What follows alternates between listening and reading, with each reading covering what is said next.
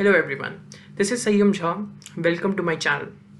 Now, if you have clicked on this video, then I'm going to assume that you have a certain bare minimum amount of knowledge about this academic simulation called Model UN. One. Two, I'm going to assume that you are broadly familiar with the nomenclature involved with MUNs. For example, you know the basic terms and you have understanding of what Model UNs are and what are the terms associated with it. With this being said, there's a tipping point for everything for every person. For me, the tipping point was this. A few days ago, I came across this post of this certain XYZ MUN simulating a committee called Friends based on a TV show. Now, this is not the first instance this has happened, but this is certainly first time an MUN is coming up and saying that they are going to start a new era of debating, and at the same time they are endorsing such committees. This is not the first time an MUN has focused on committees based on TV shows. There have been Game of Thrones committees, Suits committees, committees based on Friends. Yes, committee based on, I don't know, How I Met Your Mother is going to be next. The point is, as time passes by, every academic simulation, every platform starts to evolve. It starts to grow, right? Now, a platform such as MUN is very open, is not very inclusive. You know, it's open to participation, and people from variety of schools, variety of institutions can come up and participate without, going through a selection procedure as such. What that does is that initially the crowd of people who go to an MUN is very large. People are not filtered through, but that is the good part, the good aspect of Model UNs. It gives everyone opportunities irrespective of whether you are a good public speaker, a good researcher or not. If you are already established or not, you can start money and slowly grow as a person with MUNs. But my question to you here is that suppose you wake up one morning, you are a first timer, you are new to debates, new to MUNs. You dress up, you wear a good suit, a brilliant tie, and you go to a conference. You have invested, let's say, 1,000 rupees for delegation fee, and you're going to invest 3 days of your time to that MUN conference. What do you expect out of it? Do you just expect to make friends and walk out? Which is a good deal, obviously. We all should make friends from MUN conferences, but that is not the primary focus of an MUN, right? The primary focus of an MUN is to educate people and teach masses about certain global aspects, whether it be related to international politics, whether it be related to Indian politics even if it's, an Indian committee, which should be under MYP, but most circuits have it under MUNs, right? The primary focus should be that when you walk out of that conference, after 3 days, you have more knowledge than you had when you entered that conference, right? But suppose the organizers of this conference have focused their entire resources to create an MUN where people show up. Obviously, there are committees which are attractive but not knowledgeable. It doesn't give you knowledge. The EB cannot impart you knowledge because the EB is not, let's say, experienced enough or not knowledgeable enough. Or let's say the quality of debate could have been better, but the resources have been focused on socials, or let's say 0-hour activities, for example, entertainment motions. If more time is dedicated to resources like socials and entertainment motions, then obviously the compromise will be somewhere, and that is generally from a technical aspect, that is the debate. There are 3-4 core issues when it comes to MUN conferences. The first is the organizing committee or the secretariat. Let's say that you have a pool of mothers who are experienced enough, who are good enough, right? Now, if they are not ready to take up the responsibility of let's say, being the secretariat members, if they don't come out, don't be vocal about MUNs and secretariats, what happens? Initially, a few people start money, right? They go to, let's say, 3 or 4 MUNs to gain knowledge. Now, according to them, they have enough knowledge, so they start utilizing their resources and contacts from those 4-5 MUN to organize MUNs. Now, it may be true that they have not won, haven't exactly won any awards in those four conferences, or maybe they even haven't spoken up in those four conferences. Maybe they were just sitting there quietly. But just because they have attended four MUN conferences, does that make them knowledgeable enough or capable enough to organize a model UN based on imparting knowledge to new delegates? Can they? One. Two, profit making. Many people have realized that MUN conferences today can be used as marketing and profiting tools.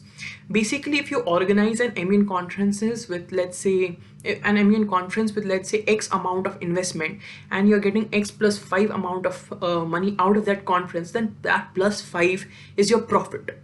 This simple mathematics, when once understood, can be misutilized for the sake of plus 5 only. Here, that simply means that people are utilizing MUN conferences, this platform, simply for profit making.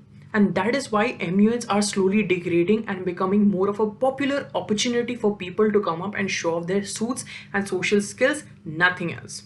Third, if inexperienced people start becoming the EB members, let's just say there's this person who has been to 5 MUN conferences, 5 random MUN conferences, and he or she thinks that, because I have attended 5 conferences, I can be an EB member. But the point is, to be a good EB member, you need to have certain essential things, right?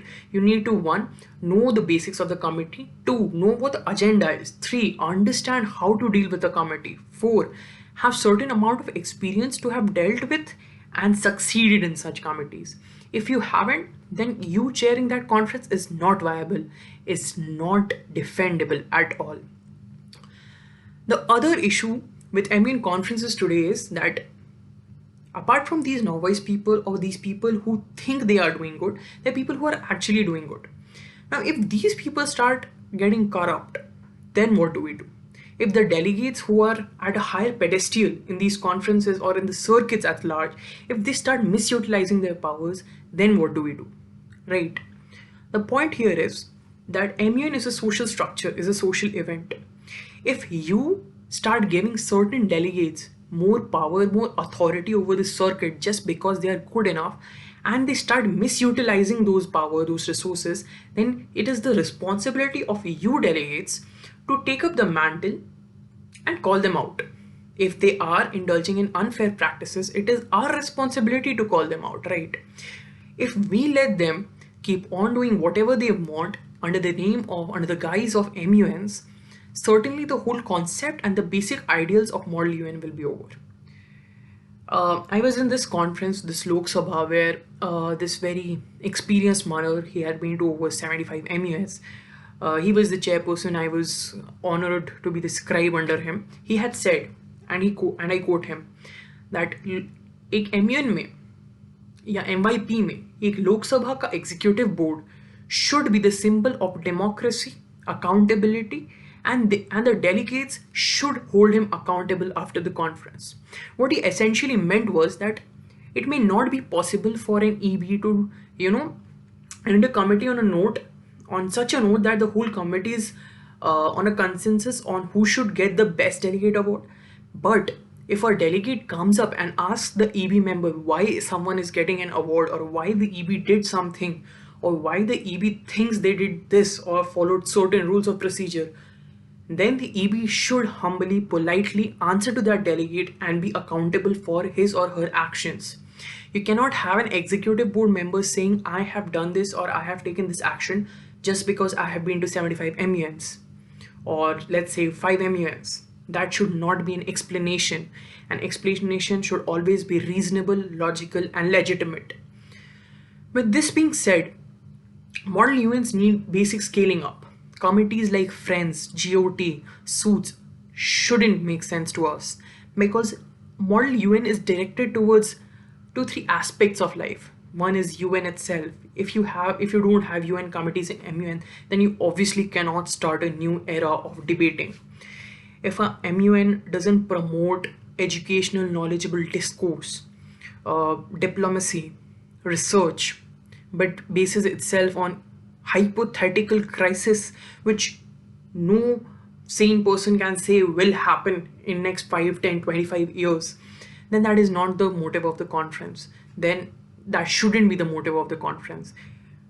This whole this whole popular sentiment that going to crisis committees with such fancy crisis wearing fancy suits is all about MUNs. No, it isn't.